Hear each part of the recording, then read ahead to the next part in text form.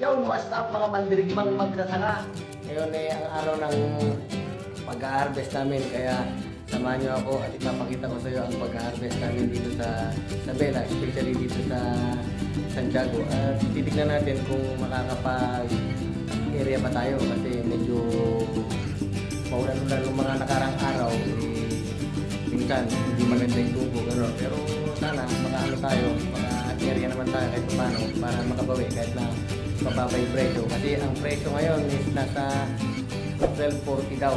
Pero kahapon is nasa 12.20. Buti na lang na ano namin yung Pine Valley Station. So tuloy kasi namin yan. Buti na lang. Sabi niya, bibigay daw niya ng 12.40. Kaya sana, kita natin yan. Samahan niyo ako doon sa bukid, ha? Kita-kita tayo doon. A few moments later.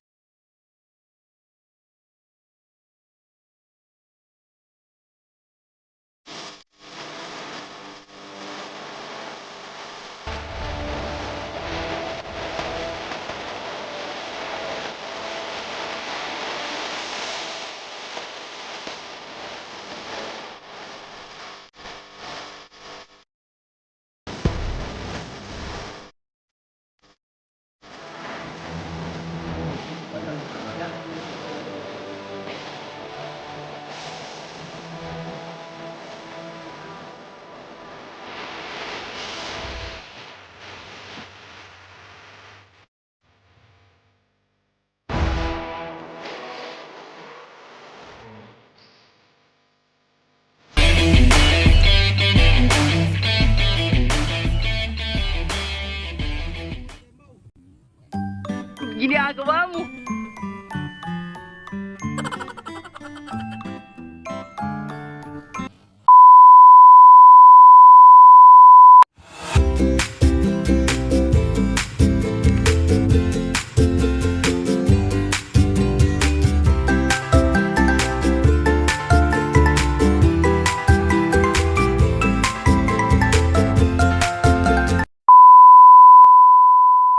What's up mga tol? Dito na tayo sa bukid. Umpisa na nilang hakutin yung mga na-repair nila. Mukhang mahina yata ang ani ngayon. Hindi ko alam kung bakit. Siguro dahil sa nag-ulan-ulan nung mga nakaarang araw. Tapos baba pa ng presyo. Siguro tignan natin mamaya kung makaka-area tayo o hindi.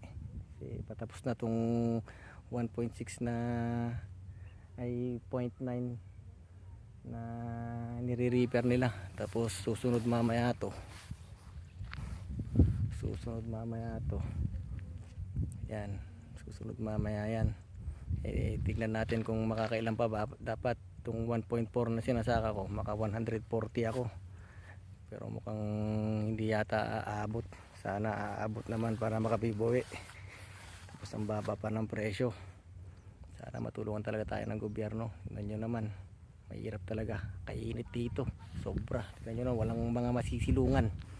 Ayan o, bukid na bukid. Talagang kawawa yung mga magsasaka pag ganyan na ano, hindi nakakabawi. Tignan natin, yun, doon pa sila, nagre-repair pa yung isa, hindi pa patapos, sa dulong dulo pa. Tapos maghahakot sila. Update ko kayo mamaya pag may na ano na sila, nakaryada na yung mga na-repair na dito. Okay, may ano lang. A few moments later. Yung papakita ko lang sa inyo Daming mga ibon doon, oh. Mga inano na kasi siguro may mga natira-tirang mga ano diyan. Yan. Dami nila, oh. Yan. Ewan ko kung nakikita nyo. Daming mga ano. Tapos ayun, mga puting ibon. Pinuntahan na nila, dinumog na nila. Kasi siguro may mga natira-tirang mga ano diyan. Palay. Kaya yun. Pesta sila. Pestang pesta.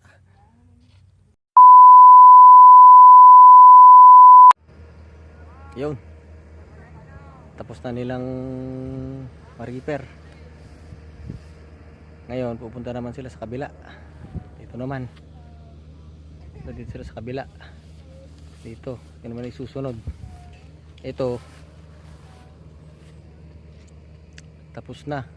Titignan na lang natin kung ilang kaban yung na-repair nila sa 0.9 hectares. Hindi ko alam, sana maka-area tayo para medyo bawi-bawi naman. Ito, susunod nila 0.5 na lang to. Kaya parang 1.4 lahat yung sinasaka namin. Mukhang mahina. Tingnan natin, sana makabiboy-boy para ano, medyo sulit naman yung ano. Solid, kainit dito. Ganito yung hirap ng buhay na magsasaka, lalo na yung mga yan, di ba? Tapos yung nagkakaryada ng mga kaban-kaban, mainit, tapos mabigat pa. Tapos ang baba ng presyo, di ba? 12.40 ang sabi. Sana baka bawi tayo para kahit paano masulit naman yung pagod, diba? Lalo yung mga nagtatanim talaga, diba? Siyempre sila kasi yung talagang ano dyan. Ako naman ako lang yung nag-ano rito, nagmamanage, kumbaga nagpipinance sa mga gastusin lahat. Tapos may caretaker ka, ganyan, para ano, nababantayan yung pinapasaka mo. May porsyento rin yun, siyempre. Tapos yun, may porsyento rin yung nagre-repair, 12% dito. Tapos yung caretaker 12% din ang share nila. Tingnan natin mamaya, update ko kayo mamaya pag medyo nikaryada na nila lahat yung mga palay dito. Okay.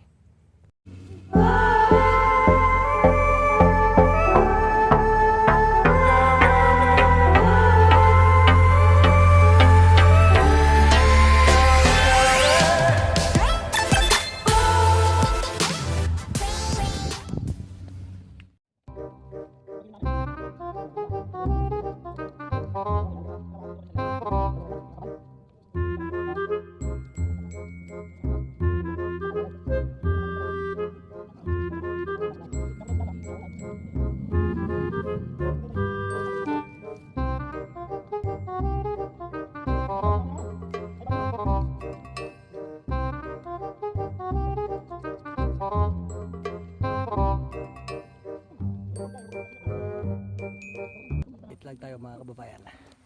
Bali, ito na yung ano ko, 100 bali 89 lang yung ano namin. Ito 89 sa 0.6.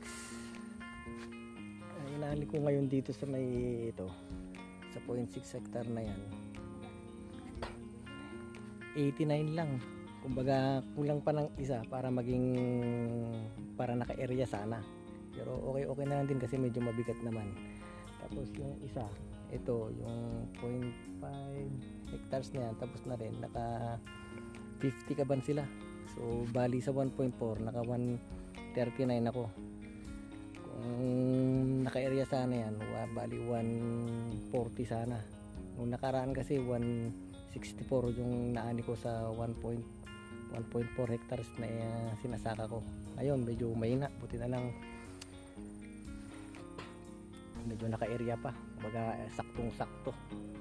Pasalamat na lang tayo sa Diyos kahit paano nakagano pa, kahit mababa yung presyo, ganoon talaga, tuloy-tuloy pa rin ang buhay. Yun, mga mandirigmang magsasaka. Ayan, tapos na. Hintay na lang namin yung maghahakot. Problema medyo maambon-ambon na. Patay tayo dyan. Sana naman wag lumakas kasi tignan nyo. Oh, medyo makulimlim dito ngayon. Ito tapos na. 1.4.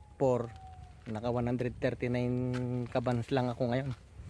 Medyo mahina talaga. Pero medyo mabigat naman daw sabi nung mga yung caretaker ko. Siguro nag-a-average to isang kaban ng mga 62 pataas siguro. Sana kahit dun sa timbang na lang tayo makabawi para kahit papano medyo mataas-taas yung ano yung bentahan mamaya. Malalaman mamaya, update ko kayo bukas kung magkano lahat nung nabenta ko para malaman nyo mga mandirigmang magsasaka kung magkano ang kinita ng mga magsasaka ngayon. Dahil wala, mahina ngayon, masyadong mababa ang presyo. Pero ganun pa man, pasalamat pa rin tayo kasi kahit pa paano meron pa rin kita. Mahirap yung wala. Kaya pasalamat pa rin tayo kahit pa paano. Okay, update ko kayo mamaya pag nahakot na to. Okay, see you mamaya.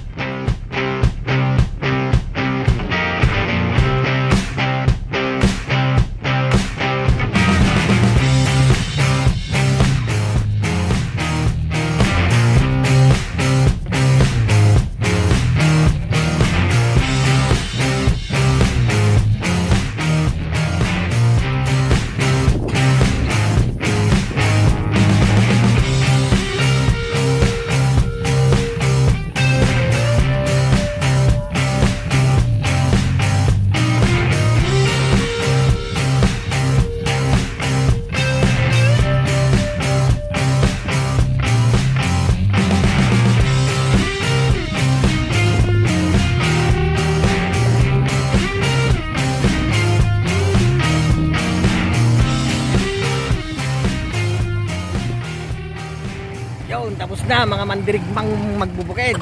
Punta na kami ngayon dun sa Palay Buying Station para magbayaran na. Tapos na. Ayun na yung truck namin. Yung ano namin.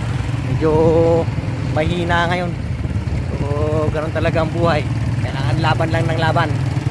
Sa susunod naman, makakabawi tayo. Pero titignan pa rin natin kung magkano yung magiging total ng magiging ani ko ngayon. Update ko kayo sa susunod na vlog. Mandirigmang magbubukid. Kaya dito ko natatapusin yung vlog ko.